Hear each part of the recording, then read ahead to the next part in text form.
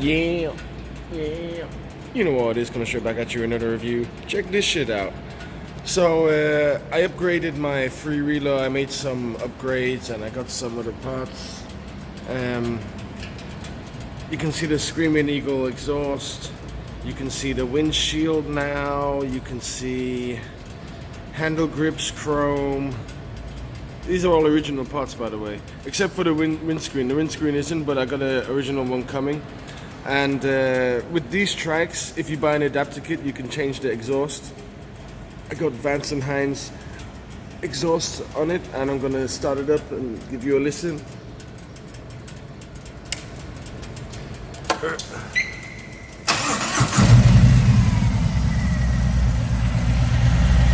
That's what it sounds like now. Sounds way better than stock. Let me go down here.